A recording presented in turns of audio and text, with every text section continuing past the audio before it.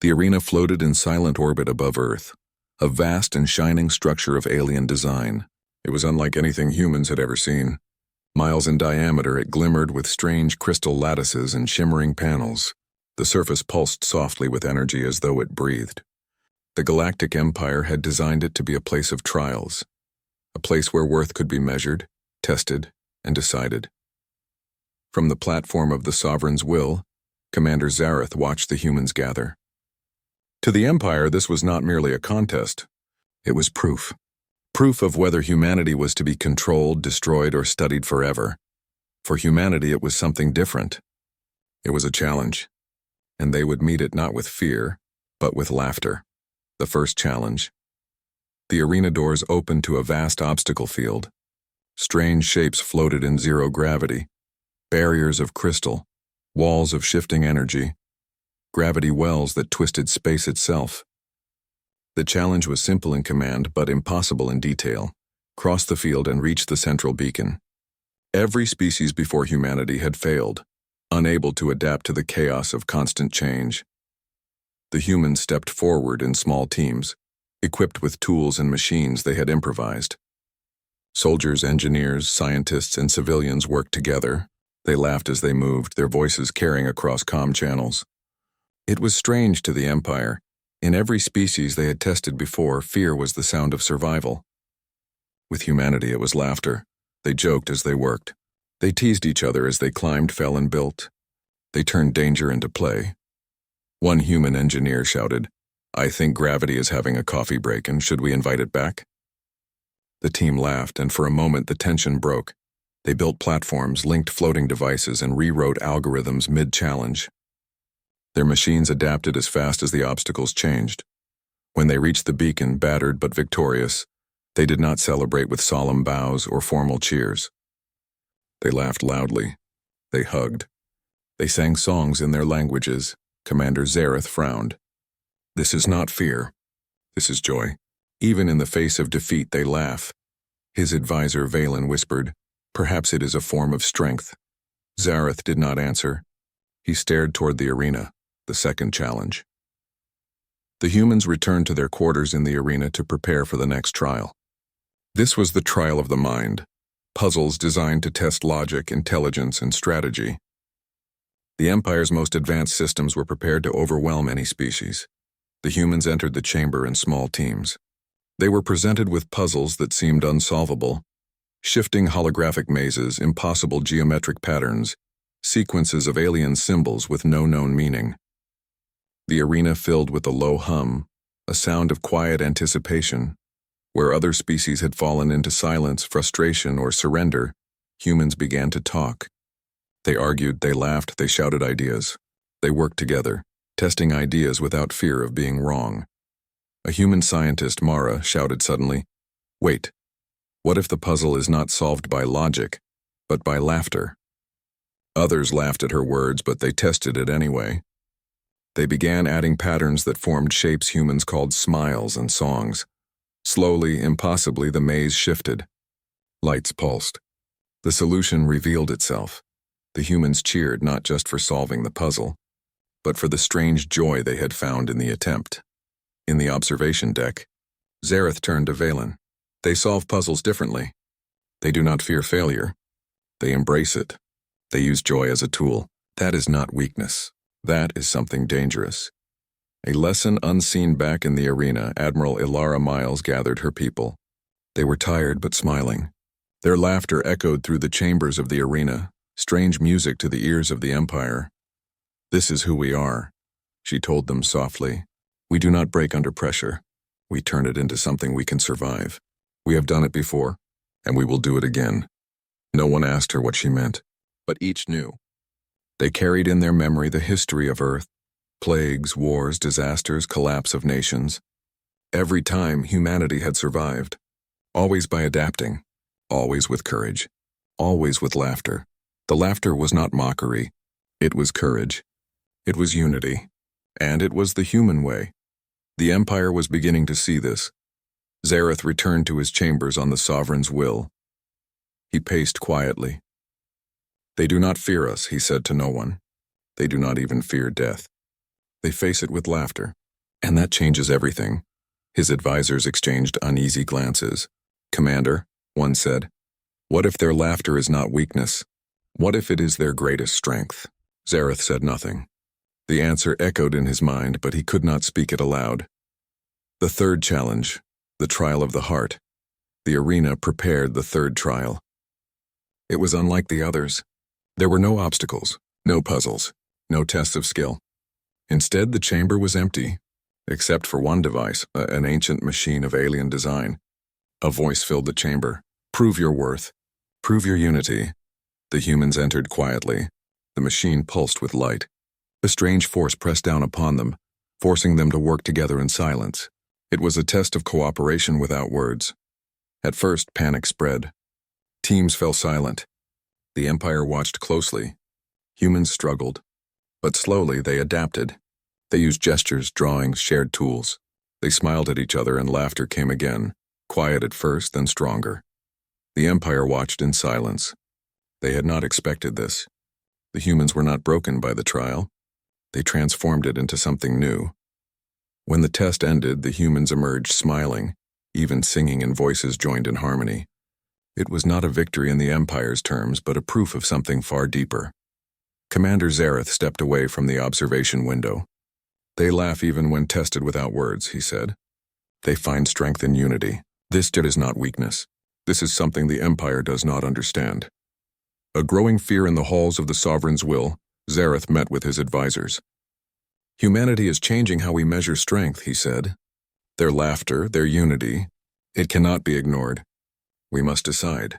Do we destroy them before they grow stronger, or study them and risk something we cannot control?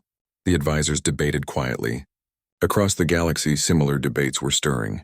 The humans were not just surviving. They were inspiring something even among the Empire's enemies. On Earth, Admiral Miles addressed her people.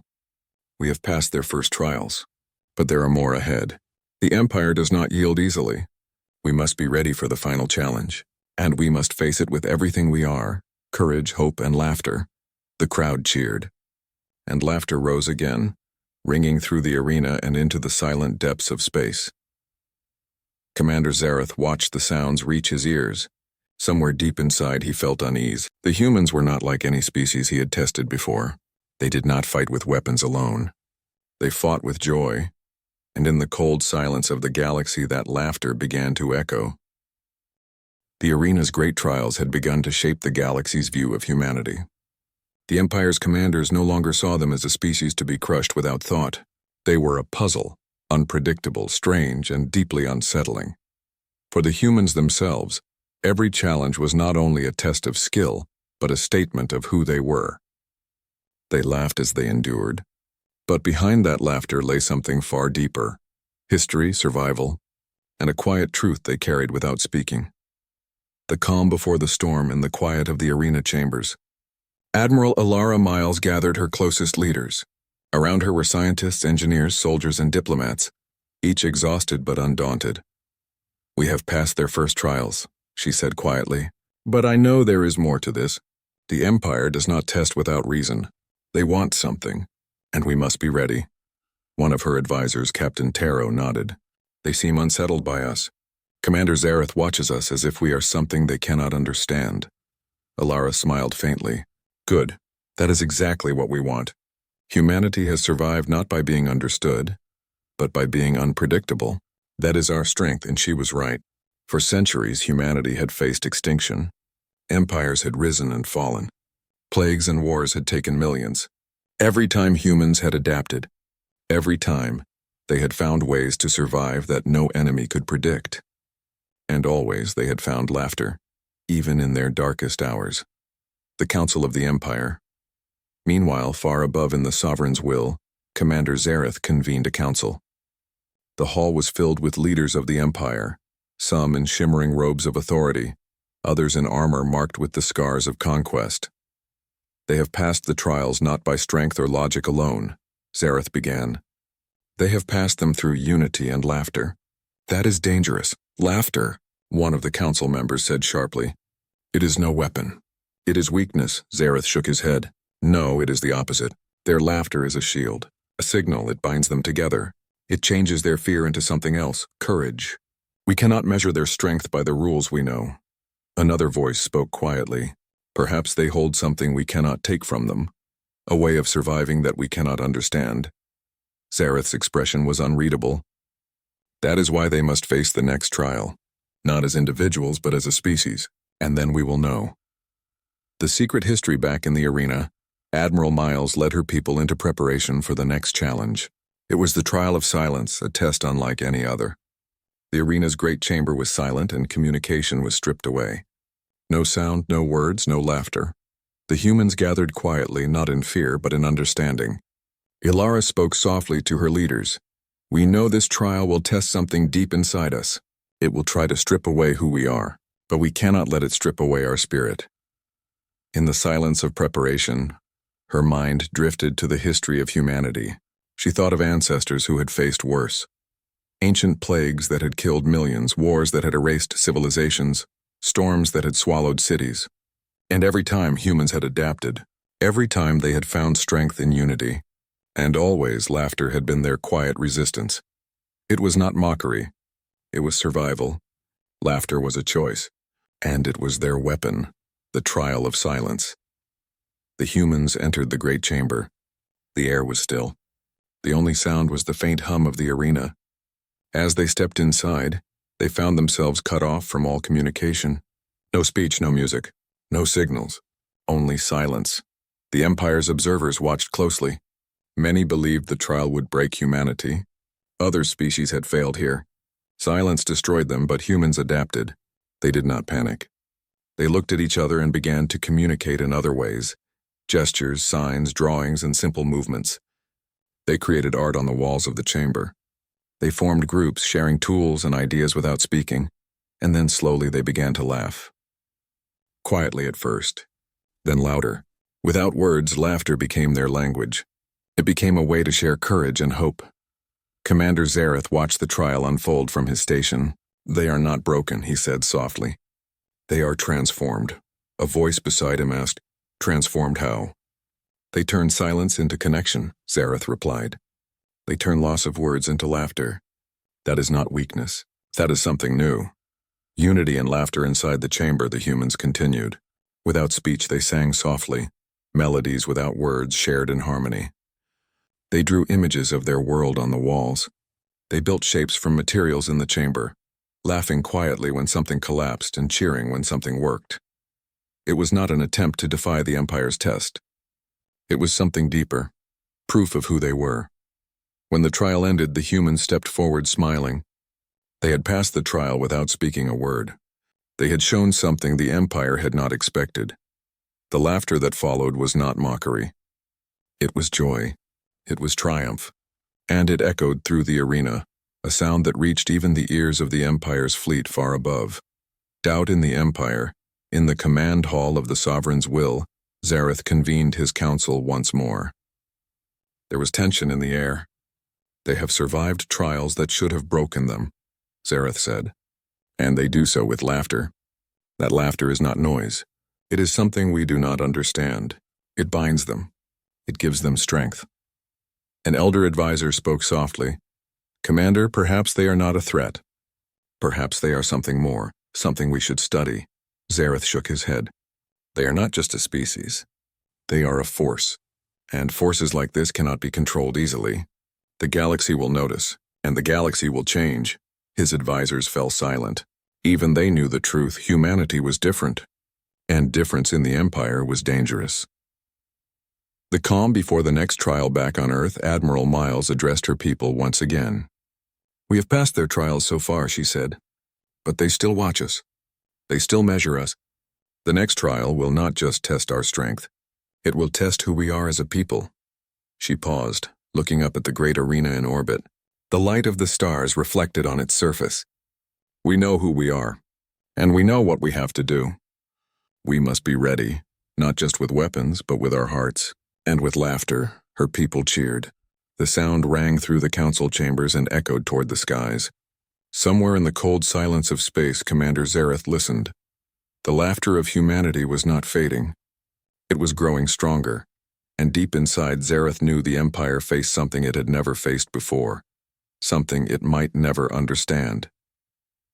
The arena above Earth pulsed with light, larger and more silent than ever before. The Empire's greatest challenge awaited humanity. This trial was unlike the others. There were no puzzles, no obstacles, no enemy fleets. There was only silence. The trial of silence was designed to strip away a species' will, to remove every comfort, every means of communication, and to leave only themselves. Many races had entered this trial. None had survived. For humanity, silence was not an enemy. It was a test of everything they had learned. Entering the trial, the humans gathered quietly before the great chamber. They had prepared themselves not with weapons or armor, but with courage. Admiral Lyra Miles stepped forward to speak. "This is the trial that will ask more of us than any before," she told them softly. "They will take our words, our laughter, even the sounds that bind us together. But they cannot take our spirit, and they cannot take what makes us human." No one replied, but a shared understanding passed through them. They entered the chamber together. The doors closed behind them. A hush fell. The chamber was vast, without light or sound. The air was still. A strange pressure pressed upon them, as though the arena itself was holding its breath. The Empire's voice echoed once, calm and deep. "Prove your worth. Survive the silence, the weight of silence." At first, there was confusion. Humans moved slowly, instinctively searching for each other in the dark. Without speech, without signals, without laughter, the trial was heavier than they expected. Many stopped, wondering how to proceed. Fear began to creep in. The Empire watched closely. Silence was meant to break them. But then, something remarkable happened. Humans began to communicate without words. They touched shoulders. They made signs. They drew in the air. They laughed quietly, not with voices but with expressions, gestures and motions that became a silent language of their own. A young soldier, Jaren, drew a circle in the air and pointed to his heart. Another pointed upward and made a smile with his fingers. Slowly, a chain of silent laughter began to grow. Commander Zareth watched from his control station above. He had seen warriors face silence before and then collapse. Humanity was different. They did not break. They transformed. They turned silence into something living, he murmured. They turned it into connection, the strength of unity. The humans moved together through the great chamber. Without speech, they learned to read each other's movements. They adapted to the silence by building new ways to communicate. They created symbols on walls with light. They made patterns in the dust of the chamber floor. They even began to hum softly, and not words but melodies. Soft songs that grew louder as the trial went on. The laughter returned. Quiet at first, then stronger. Even without sound, it became their shared language. It was not chaos. It was unity. The Empire's observers were silent. They had never seen anything like it. The humans were not merely surviving the trial. They were shaping it into something they could own. A test transformed hours passed inside the chamber. The silence was heavy, but the humans were growing stronger, more connected. Where the Empire had expected isolation and despair, they found cooperation and joy. Admiral Miles moved among her people. She saw soldiers helping engineers, scientists guiding civilians, children leading adults, all without words, all with laughter that needed no voice. When the trial ended, the chamber doors opened. Light poured in. Humans stepped forward together. They were tired, their faces marked by strain, but their eyes shone. They did not stagger or fall. They smiled. They laughed. The sound that came from them was not just relief. It was triumph. For the first time, humanity had faced silence and turned it into strength. The Empire's question commander Zareth called his council. The chamber was filled with quiet discussion. "They have done what no species before has done," Zareth said. "They have survived silence, not by force, not by logic, but by laughter and unity." One council member frowned. "They are dangerous, not because they fight like others, but because they change the nature of the trial itself. They turn weakness into strength." Another spoke quietly. "They are not just a species. They are an idea, a force, something we cannot control." Zareth remained silent. His mind was heavy with thought. Somewhere deep inside, he knew they were right. Humanity was something the Empire had never faced before. "They are not only surviving," he said at last. "They are teaching us, and we do not yet understand the lesson." The calm before the final trial on Earth, Admiral Miles addressed her people once more.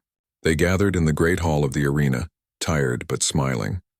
Their laughter filled the space, soft and warm. "We have faced what was meant to break us," she said. "We have faced silence. We have faced fear. And we have found something stronger. We have found each other. And we have found laughter."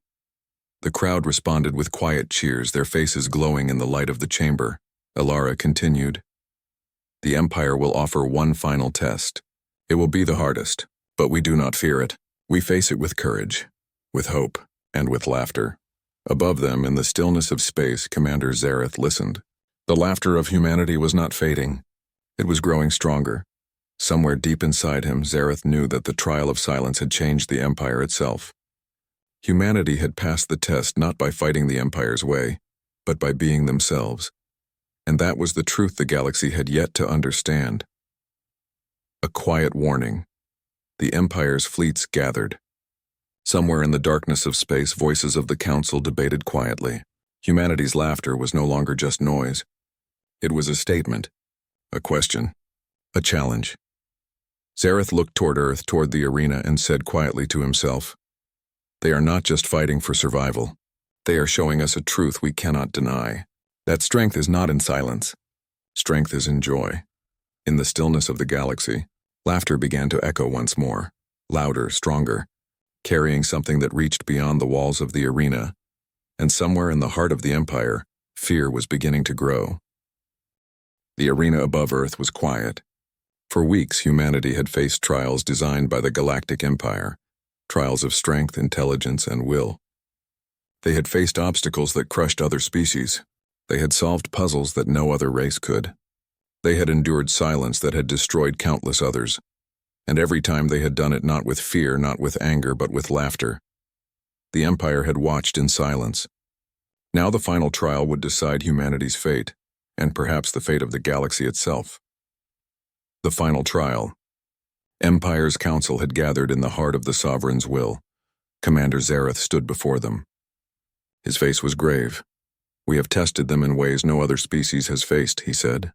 "They have not only endured, they have transformed the trials. They have made laughter their answer to every challenge." One elder advisor replied, "They are not conquered, Commander. They have changed the meaning of the trials. And now they stand before us as something we do not understand." Zareth's gaze was fixed on Earth. "This is the final trial, but I suspect it will not be a trial of strength or of mind or even of silence. It will be a trial of understanding." The Council agreed. The final trial would be a test not of humanity's ability to survive, but of the galaxy's ability to recognize what humanity truly was. The summit, a great meeting, was called. Representatives from all corners of the Empire gathered above the arena.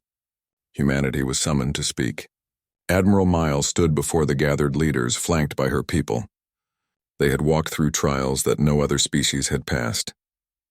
They were tired, but they stood together, proud and smiling.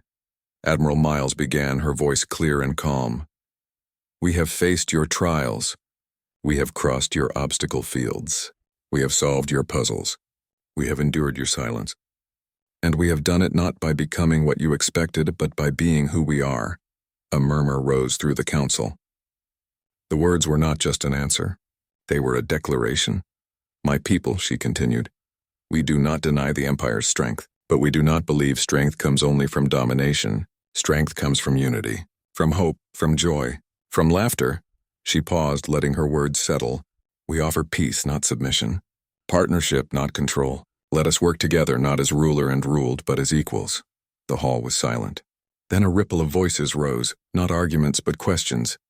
The Empire was unsure how to respond to a species that had turned trials into proof of joy and unity. The change in the Empire, Commander Zareth stepped forward. His voice was steady, but his tone carried weight. "The humans have not been conquered. They have conquered the meaning of the trials. And in doing so, they have challenged us, not with weapons but with laughter." He looked to the council. "We must decide. Do we crush them as we planned, or do we learn from them?" The room was filled with murmurs. Across the galaxy, whispers of humanity's trials and laughter had already begun to spread. Many feared them. Many admired them. Some even questioned whether the Empire itself could survive without changing. An elder spoke quietly. Perhaps they are not a threat, but a gift. A way to change the Empire before we destroy ourselves. Zareth said nothing for a moment. Then he nodded slowly. We will offer them a choice. The choice of peace. The treaty. The humans gathered again in the great chamber of the arena. Admiral Miles addressed them, her voice calm but firm. They have given us a choice. The Empire can take our world or it can join with us. We have shown them who we are. Now it is time to decide what kind of galaxy we want to build. She turned to the Council of the Empire, who watched closely. We choose peace. Not because we are weak, but because we are strong enough to choose it. We choose unity. We choose laughter. The Council deliberated. Hours passed. The galaxy seemed to hold its breath. Then the final decision came, a treaty. Not of surrender, but of partnership. The Empire would recognize humanity not as a species to be ruled, but as a partner in the galaxy's future. The laughter that broke the silence. As the treaty was signed, laughter spread through the arena. It was not just a sound. It was a statement, a proof, a celebration. For humanity, laughter had always been more than joy. It had been survival, a way to turn fear into courage, silence into connection, trials into triumph, and now it had become a language for peace. Commander Zareth stood quietly on the observation platform. He looked down at Earth. The laughter he heard was not just from humans. It was a sound that echoed across the galaxy. It was changing something deep in the hearts of those who heard it. For the first time, the Empire felt something unfamiliar: humility. Humanity had not bent to their will. They had offered something far greater, the proof that laughter could break even the deepest silence. A new dawn. In the days that followed, humanity and the Empire began a new path. Trade agreements were made, scientific exchanges began. Peace talks spread to worlds that had once feared the Empire's rule. But above all, the story of humanity spread. The story of a people who faced a great power and answered not with weapons but with laughter. A story that became a legend in the galaxy. Admiral Miles addressed her people one final time before returning to Earth. We have proven something tonight. Not just that we can survive, but that we can change the course of the galaxy. We have shown that strength is not in silence.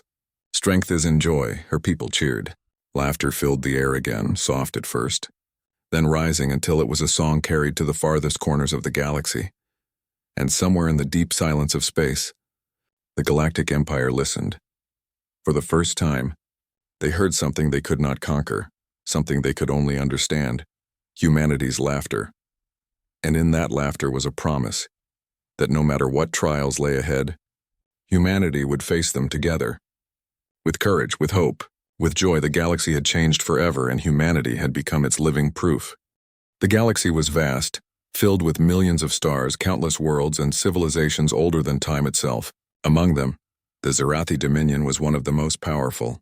Their fleets stretched across systems. Their warships feared in every sector. They believed themselves unbeatable. Until now, deep in the Karanex sector, far from Zarathi space, a curious signal appeared. It was weak, irregular, but unmistakable, a human pattern.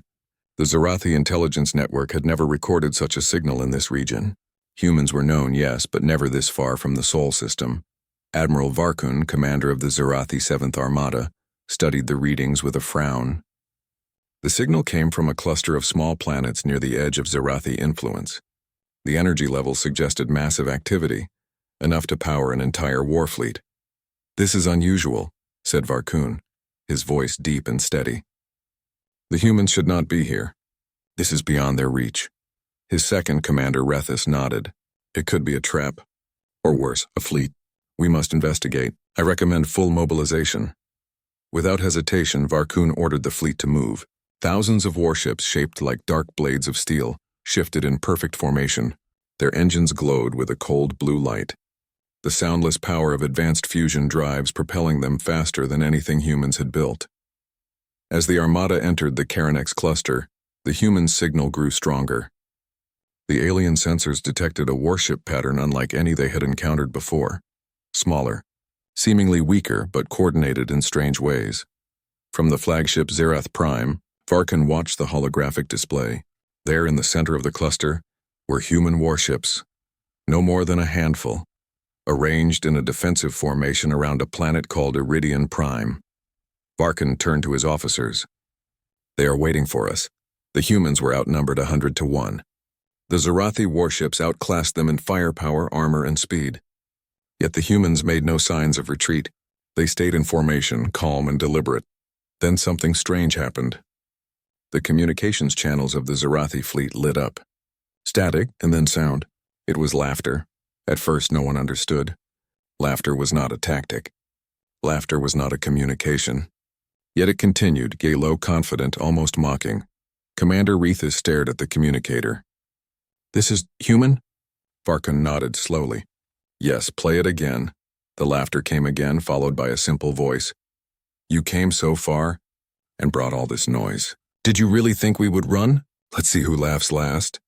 The words were calm, almost casual, but the tone sent a ripple through the Zarathi crew. They had faced countless enemies.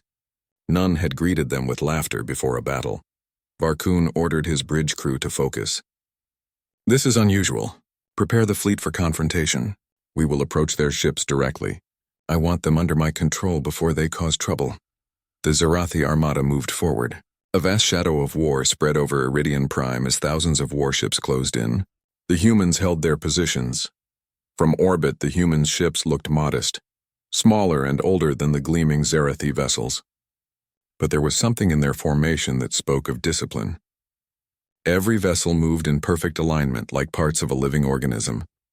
Human Captain Elias Kor stood on the bridge of his command ship, USS Resolute. His crew worked quietly without panic. He had expected this moment. "Sir," said Lieutenant Marin, "Zarathi fleet is approaching. They outnumber us at least 10 to 1. Are we ready?" Captain Kor smiled slightly. "Marin, they think this is about numbers. But war is about more than numbers. It's about spirit. Let them come." A loud alarm sounded. The Zarathi fleet entered the communication range. The vast armada filled the space before Iridian Prime like a dark storm. Varkan's voice came over the channel. "Humans, you stand in our way. Surrender and your lives will be spared." There was a pause. Then Captain Kor's voice came back, calm but firm. "Admiral Varkun, we are not afraid. We will not surrender. You came here thinking strength alone will win. Let us see who laughs last." Another wave of laughter filled the channel. This time it came not from a single voice but the entire human fleet. Soft, unified, confident. The Zarathi bridge was silent. Confusion spread. Laughter was not the sound of fear. It was not the sound of desperation. It was a sound of defiance. Varkan's second-in-command leaned forward. "Sir, what is their intention? Are they mocking us?" Varkan stared at the fleet ahead. "Perhaps, but we must not underestimate them. Prepare for battle." The human fleet did not move to attack. Instead, they shifted their formation, creating strange, fluid patterns. Ships rotated and realigned in ways that defied standard tactics. It was not chaos. It was precision. The aliens studied the movement with their advanced sensors. "They are not fleeing. They are not surrendering. They are preparing." Captain Kor gave the order. "Hold formation. Wait for their move." The Zarathi fired the first salvo, a wave of heavy plasma beams slicing through space toward the human fleet. But the humans did not panic. They moved with speed and precision, weaving through the fire without breaking formation.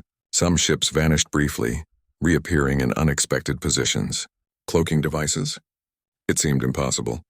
Yet it happened again and again. The Zarathi fleet was thrown into confusion.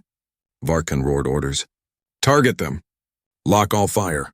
Every human ship responded in perfect harmony. Their communication was brief, filled with efficiency. There was no chaos, no hesitation, only discipline. The laughter returned, softer this time, but still confident. "You can shoot at shadows, Admiral. We are not afraid of your noise." Varkan felt an unfamiliar tension. These humans were not acting like any enemy he had faced before. They were different, dangerous in a way he could not yet understand. The first battle was about to begin, but neither side realized it yet. This was not a war of firepower alone. It was a test of spirit, resolve, and something far greater, humanity itself. And in the silence before the storm, both fleets prepared. The Zarathi with their strength, the humans with their laughter,